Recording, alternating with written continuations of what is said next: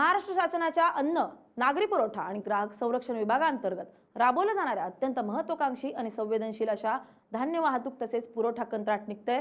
मात्र त्याच वाटपावरून महायुती सरकारमधील महत्त्वाचा घटक असलेल्या राष्ट्रवादी काँग्रेस पक्षाच्या अजित पवार गटात प्रचंड मोठा राजकीय भूकंप झालाय। छगन भुजबळ आणि पार्थ पवार यांच्यात एक विशिष्ट कंत्राटदाराला टेंडर देण्याच्या मुद्द्यावरून बंद दाराआड अत्यंत तीव्र स्वरूपाची शाब्दिक चकमक झाल्याची चर्चा सध्या जोरदार सुरू आहे। सुमारे 4.5 कोटी रुपयांपेक्षा अधिक मूल्याच्या या महाकाय टेंडर प्रक्रियेत आपल्या पसंतीच्या ठेकेदाराला प्राधान्य मिळावं किंवा त्यालाच ते कंत्राट बहाल केलं जावं असा आग्रह पार्थ पवार यांच्याकडून धरण्यात आला होता।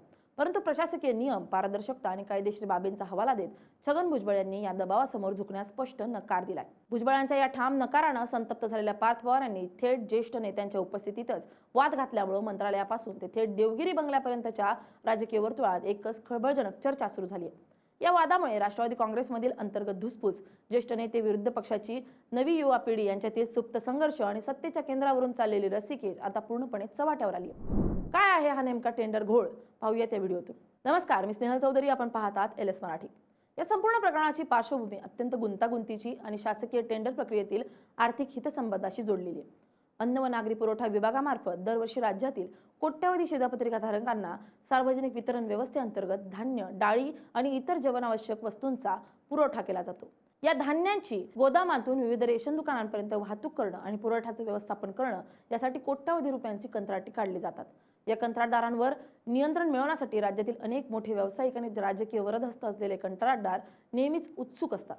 नुकतीच अशाच एका मोठ्या वाहतूक आणि पुरवठा कंत्राटाची निविदा प्रक्रिया सुरू झाली होती। या निविदेचं एकूण मूल्य हजारो कोटी रुपयांच्या घरात असल्यामुळे सुरुवातीपासूनच या टेंडर प्रक्रियेत राजकीय हस्तक्षेप होण्याची शक्यता वर्तवली जात होती। याच दरम्यान पार्थ पवार यांनी एका विशिष्ट मोठ्या ठेकेदाराची शिफारस छगन भुजबळ यांच्याकडे केली होती। इतकंच नव्हे तर पार्थ पवार यांनी संबंधित ठेकेदाराला थेट भुजबळांच्या शासकीय कार्यालयात आणि निवासस्थानी पाठवून त्यालाच हे काम मिळवून देण्याबाबत गळ घातली होती। सुरुवातीला भुजबळ यांनी या विषयावर नियमानुसारच कारवाई होईल असं सांगून विषय टाळण्याचा प्रयत्न केला। परंतु जेव्हा कंत्राटदाराची कागदपत्र आणि निविदेच्या अटींची तपासणी झाली तेव्हा तो ठेकेदार काही तांत्रिक निकषांमध्ये बसत नसल्याचं किंवा त्याच्यापेक्षा इतर काही कंपन्यांनी कमी दराची निविदा भरल्याचं समोर आलं।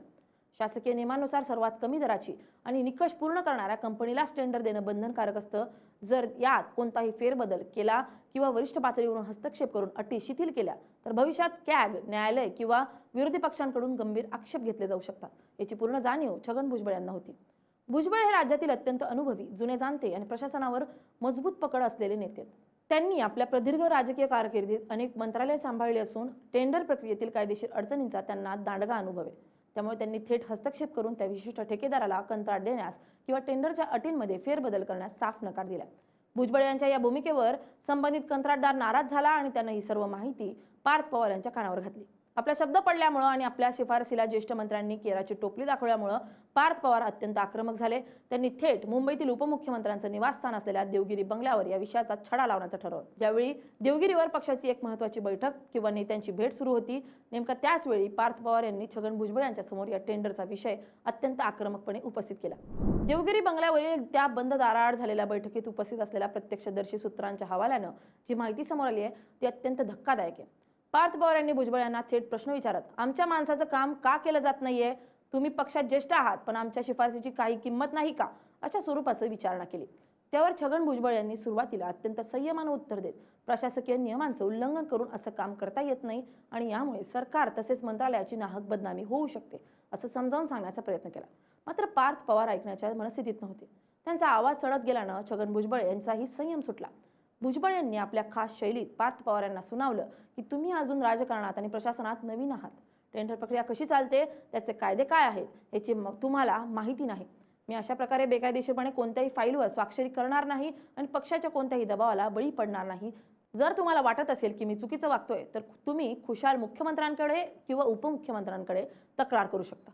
भुजबळ यांच्या या रोकटोक आणि अत्यंत कडक भूमिकेमुळे बैठकीतील वातावरण कमालीचं तापलं। या वादामुळे तिथे उपस्थित असलेले इतर ज्येष्ठ नेते हे देखील काही काळ अवाक झाले। वाद इतका विकोपाला गेला होता की पार्थ पवार अत्यंत संतप्त होऊन तरातरा देवगिरी बंगल्याबाहेर निघून गेले। हा वाद केवळ एका शासकीय टेंडरपुरता मर्यादित नसून त्याच्या मागे राष्ट्रवादी काँग्रेस पक्षातील दोन वेगवेगळ्या विचारसरणी आणि पिढ्यांमधील सुप्त संघर्षाची मोठी पार्श्वभूमी आहे। अजित पवार हयात असताना त्यांनी जेव्हा शरद पवारांपासून वेगळे होऊन महायुती सरकारमध्ये सामील होण्याचा निर्णय घेतला, तेव्हा छगन भुजबळ, दिलीप वळसे पाटील, प्रफुल्ल पटेल यांसारखे अत्यंत ज्येष्ठ आणि वजनदार नेत्यांनी त्यांना खंबीर साथ दिली. या ज्येष्ठ नेत्यांना अनुभवाच्या जोरावरच अजित पवार यांनी सत्तेत उपमुख्यमंत्री पद आणि महत्त्वाची खाती पदरात पाडून घेतली. परंतु सत्ता मिळाल्यानंतर पक्षातील निर्णय प्रक्रियेत आणि शासकीय कामांमध्ये अजित पवार यांच्या कुटुंबातील तरुण पिढी, विशेषतः पार्थ पवार आणि इतर निकटवर्तीयांचा हस्तक्षेप वाढल्याची भावना जुन्या जाणत्या नेत्यांमध्ये गेल्या काही महिन्यांपासून निर्माण झाली होती. पार्थ पवार यांच्या समर्थकांची आणि त्यांच्या गटाची बाजू वेगळी आहे. त्यांच्या मते पक्षात नवीन कार्यकर्त्यांना आणि नेत्यांना जर आपलं स्थान निर्माण करायचं असेल तर त्यांना शासकीय पातळीवर आपली कामं करून घेता आली पाहिजेत. कंत्राटदार आणि व्यावसायिक हे राजकीय पक्षांचा आर्थिक आणि सामाजिक पाठीराखे असतात.